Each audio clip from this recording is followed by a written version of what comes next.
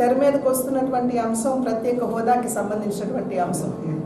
ఈ ప్రత్యేక హోదా అనేది ఇంతకు ముందు కూడా మేము చాలా వివరంగా చెప్పడం జరిగింది. 14వ ఆర్థిక సంఘం తన నివేదికని పార్లమెంట్కి యొక్క భాగస్వామ్యాన్ని తగ్గించుకుంటూ రాష్ట్రాలకి ఆ బాధ్యతని అప్పచెప్పి అక్కడ ఉన్నటువంటి పరిస్థితులకి అనుకూలంగా ఈ స్కీమ్స్ని వారు ముందుకు తీసుకెళ్ళాలి అని చెప్పి వారు నివేదికను ఇవ్వడం జరిగింది.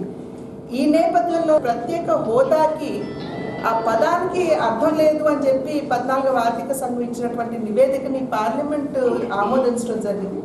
పార్లమెంట్లో ప్రతి ఒక్క పార్టీకి సంబంధించినటువంటి సభ్యులు అక్కడ పార్లమెంట్ సభ్యులుగా ఉన్నారు. కాంగ్రెస్ కావచ్చు, తెలుగుదేశం కావచ్చు, బీజేపీ కావచ్చు, మొత్తం అందరూ కూడా దీన్ని ఆమోదించడం జరిగింది.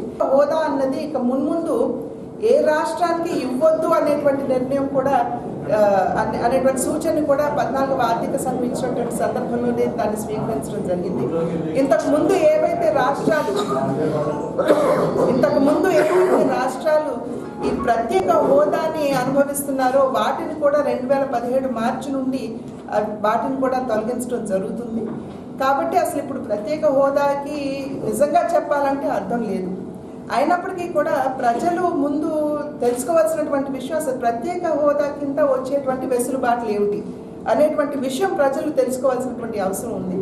ప్రత్యేక హోదా కింద ప్రధానంగా ఏవైతే రాష్ట్రాలు ప్రత్యేక హోదాని అనుభవిస్తున్నాయో వారికి కేంద్ర ప్రభుత్వం ప్రవేశపెట్టినటువంటి పథకాల్లో రాష్ట్రం యొక్క భాగస్వామ్యం ప్రత్యేక హోదా ఉంటే అది కేవలం 10% ఉంటుంది, లేకపోతే అది 40% ఉంటుంది.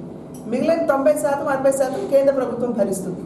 ఇవాళ ఏదైతే ఆ వ్యత్యాసం ఉందో, ఆ 30% తేడా ఉందో దాన్ని ఇవాళ కేంద్ర ప్రభుత్వం ఆంధ్ర రాష్ట్రానికి సంపూర్ణంగా ఇవ్వడానికి సన్నద్ధంగా ఉంది. ప్రత్యేక హోదా అనుభవిస్తున్నటువంటి రాష్ట్రాలకి విడిగా కేంద్ర ప్రభుత్వం ఇచ్చినటువంటి వెసులుబాటు ఇవాళ కేంద్ర ప్రభుత్వం దాన్ని కూడా పరిగణలోకి తీసుకుని వెనుకబడినటువంటి ప్రాంతాలు ఏవైతే మన రాష్ట్రంలో ఉన్నాయో, ఉత్తరాంధ్ర కావచ్చు, రాయలసీమ కావచ్చు, అక్కడ కనుక పరిశ్రమలు వస్తే కనుక ఇన్సెంటివ్స్ అన్నీ కూడా ఇస్తామని చెప్పి ఆల్రెడీ అరుణ్ జైట్లీ గారు కూడా అనౌన్స్ చేయడం జరిగింది. అన్నది మన రాష్ట్రానికి జీవధార అని చెప్పి ప్రతి ఒక్కరికి తెలియనటువంటి విషయం కాదు. ఇవాళ పోలవరానికి కల్పించి నేషనల్ ప్రాజెక్ట్గా, జాతీయ ప్రాజెక్టుగా దాన్ని గుర్తించి ఆ నిర్మాణ బాధ్యతలు సంపూర్ణంగా ఇవాళ కేంద్ర ప్రభుత్వం భరిస్తుంది.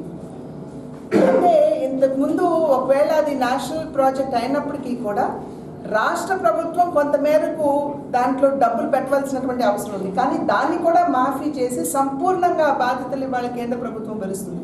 నిన్న మొన్న